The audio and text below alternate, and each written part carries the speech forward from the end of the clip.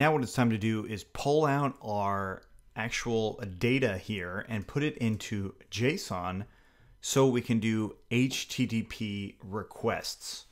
This is really important for when you're using a backend. Using these HTTP requests allow you to consume data from a server of some kind. But we're going to emulate that by building a JSON file that's going to have our data. So what we want to do is inside of assets, much like where we put our images, we are going to actually come in here, create a new folder, and it's going to be JSON, that's JSON.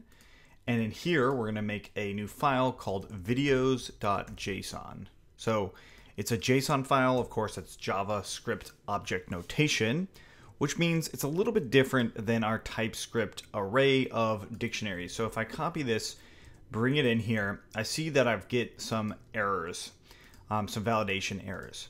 Well, the first thing I want to do is actually get rid of that equals then. We don't need that. Basically, it's just going to be an array of items, an array of objects more specifically. So on each one of these, we want to change it to being double quotes. And then, of course, the actual embed ID, we also want it to have double quotes. Now, if you notice, item 2 and item 3 aren't a whole lot different other than the numbers, so I'm just going to go ahead and get rid of them. And get rid of these extra commas at the end. Actually, I'll leave one in just so we can see what happens, but I'm going to go ahead and add a comma. And then we've got item 2, and then finally item 3. And we'll leave item 3's embed being null. Okay, I'll get rid of the extra commas on some of them and leave just that one extra comma so you can just see what happens when there is errors in your JSON. Okay, so let's go ahead and jump back into our video list here. And we have been working with our video list like this, but what I want to do is actually when I load this page, when it initializes, I want to run a GET request to my JSON or emulating my backend and actually go ahead and grab that same data, which we just created. So what we're going to do here is we're going to import HTTP from at Angular HTTP, right? And if you ever forget this, of course, you could search it on the internet. HTTP client is the one we're working with. But you could also go into your module because you have this HTTP module already being imported. So this is something that you probably want to make sure is in there. It likely is, but in our case, we're just using the HTTP part of this HTTP module. So we come back in here, we've got our HTTP, and in our constructor, we need to actually bring it in. And we're going to say private underscore HTTP, and it's the HTTP item that we've just imported. You might see it with an underscore, you might not. The underscore, in my opinion, is just about separating from there. It's not really necessary always, but I'll leave it without it. I'm also going to say, I'm going to put up here and say private REQ as in request, and I'll just put it equal to any. Or sorry, not equal to any, but declare it as any. Okay. So then we also want to implement on destroy, and implements init and on destroy, and then we'll just do ng on destroy. Okay. So the reason for this is the request, we want to unsubscribe from it, just like we've seen before. So this dot request unsubscribe, just like that. So that means we need to subscribe to it. So to do that, we'll do this dot request equals to, well, this dot HTTP dot get. So this is doing a get call, the get method, right? That's exactly what it is. And we want to grab that data. So it's in assets slash JSON slash videos dot JSON.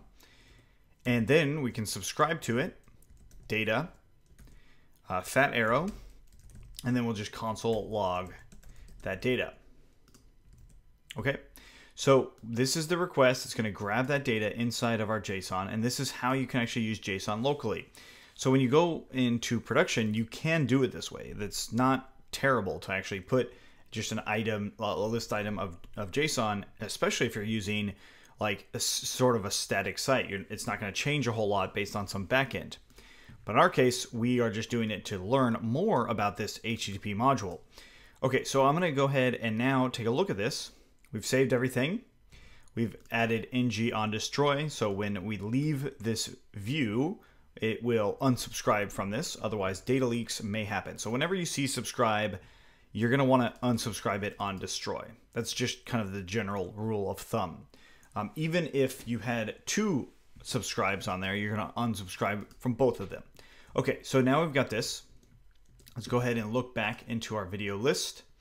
If I refresh in here, I see, or I don't have to refresh actually, I see this response in here and it's giving me some stuff, right? So it's actually doing this request. So this is the endpoint that it's going to for the GET request.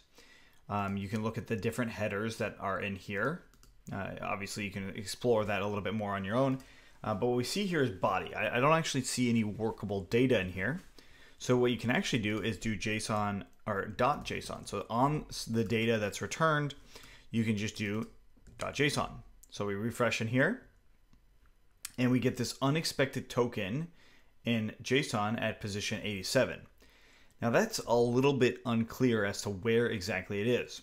But if we look back in our videos, it's basically saying that we get an unexpected token, this curly brackets here, right? So if we look at each one of our curly brackets that end, we see that this one has that extra comma in it.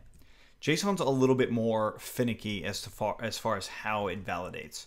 So if I refresh it now or just let it load, it will show me the differences or actually the objects that are coming back from it.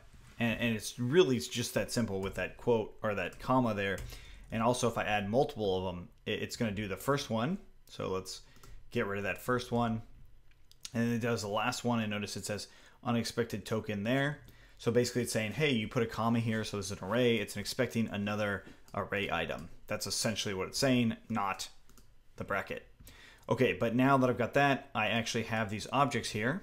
Okay, cool. So this means that it's actually coming through. So if we go back to our video list, that means that my video list here is actually this data. So I'm console logging that same data. So I'll just comment the video list out first, and I'll say video list, and I'll make it an array of any right here. So I'm basically saying, hey, check it out. This is an array and it can take any values. Now you don't necessarily have to do this, but it's nice to declare your types for validation. So I'll say this.videolist equals to data.json. We save that. If there were any errors, we could say as any. So this is essentially saying whatever this is, we're going to treat it as the same thing as the video list, right? This comes into more play, it makes more sense when we introduce a service later. So that's something we'll do, but just keep that in mind if there were some errors here. So I refresh and notice it's the same, right? So let's change the first item's title. From item 1, I'll just say welcome. Save that. And there you go. It actually changes. And I click on it. Of course, it takes me to item 1. Not a huge deal, but it is working. So we have HTTP requests actually there. This is cool. So I'm going to go ahead and get rid of this old one here because we don't need it anymore. But now with this request, we can use it on our detail. So the detail takes it a little bit further. And I'll do private request, or REQ. And in here, again, this destroy, I'll just go ahead and copy the route sub or route subscription and just do REQ. And then again, we're going to import HTTP. So import HTTP from @Angular/HTTP. Very simple. And again, we are going to add it to our constructor, private HTTP. And it takes an HTTP. We want to make sure we're using private here. The next thing is here. Now what we're going to do is this.http.get, still the same endpoint. So assets.json.videos.json. Still subscribing, still getting the data. And of course we can we want to actually use the data. So the data that we're actually using is data.json, just like we did. Now we can introduce a new thing called filter. So .filter, and in here, it's basically giving us our item. So if I do item, and I'll do console log item, so you can just see the item. So it's going to iterate through all of them and allow us to see all of the items. So it's going to console log each one independently. So if I reload this page, notice that it gives me these 3 items. It also gives me the 3 different slugs. Oops, we have 1 slug incorrect. Let's change this back to 3. Okay, so we've got the different slugs in here, and we have that slug showing up. So I can actually grab that individual item based off of that slug. So back into the detail component, I can do something like if item.slug equals this.slug, then we can console log item. I save that, refresh in there. Notice it goes through all 3 of them before, and then it's going to console log twice the actual correct item, right? And of course, that's because we're going through each one and then console logging them twice. So I'm going to go ahead and get rid of this. And what I'll do here is I'll say video, and we're going to set this to any. And now what we'll do is this.video equals to item.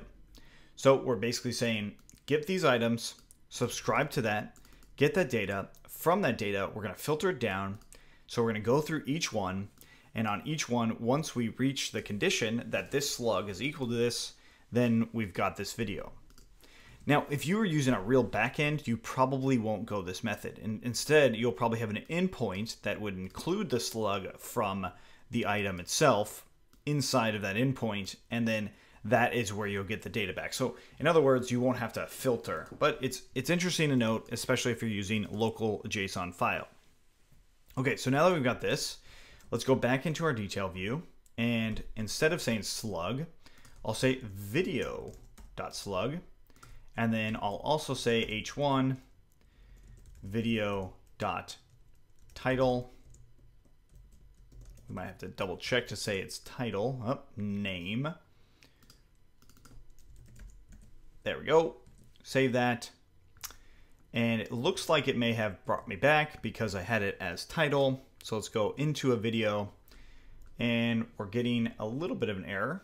Cannot read property name of undefined. So as it loads, it's not actually showing the video. So I'll just say ng if video, close off that video, that div. I'll explain this in a second. We'll refresh in here, and we'll click on an item. Here's the item list. Click on an item, item 1. Now it's loading. Okay, so what happens is this is an asynchronous request. So that means that basically it's going to grab the data, and then it's going to change this .video in real time. So that means that it's likely when it's first loaded that this .video is not set, right? So if it's going to a backend, it takes some time to load. But since it's asynchronous, what it's going to do is as soon as it's loaded and ready, it's going to just open this up. Now, the reason that it was saying it cannot get video name of undefined, because if it's asynchronous, that means it takes some time to load. And if video is not loaded yet, it's technically considered undefined, or well, really any. So if you do dot anything, it's going to be nothing, right? So you don't necessarily have a default here. Now we could put a default for this video, right? We absolutely could. So let's just do that for a moment, and I'll show you what happens when we do that. So going back into our JSON, I'm going to go ahead and grab some of our default sort of idea in here. And we're going to change it back a little bit. So we'll say name, and we'll call it default. Slug, that doesn't matter as much, but we will keep it there. And then finally, oops, we want to keep that into a quote. Finally, our embed. And there we go. So we have a default now. So we save that back into our detail view, copy this and paste it below. We got our video name, and it says it twice, but if I get rid of this one, there's going to be no error, right? So to simulate that error again, let's go ahead and get rid of that default and just say video any, refresh in here, and it gives us that error again. So cannot read property name of undefined. So what it's trying to do is actually execute this. It's actually trying to show these things. Now, one other thing we do, let's just add a question mark to the end of this and go back into our images. We got video 1 here. Notice it's not showing anything. Let's not do video 1, but item 1. And there's the welcome. So it doesn't run the error that time. So there's a few different ways on how you can go about setting these variables and how we're going to actually execute them. So I can also say div ng if exclamation mark video. So not video, we'll just say loading. We save that, and it might show it for a second. Oh, it's giving us an error here. So this should be star ngIf. There we go. And let's go back into our video list. Click on welcome, and it would say loading. It's kind of hard to see. You might notice it flash just really quickly. It's loading, right? So that's another way to show this in just a different way. So of course you could have like a GIF here that would have a loading sign, or some CSS that would have an actual loading indicator. All right, so that's HTTP request. That's obviously a very basic one of doing a GET request. We're actually not going to cover POST request because we don't have a backend service set up for this. That is http.post. If we had a backend setup, then we totally would show you, but that's something we'll do in the future. If you have any questions on HTTP, let us know. Otherwise, let's keep going.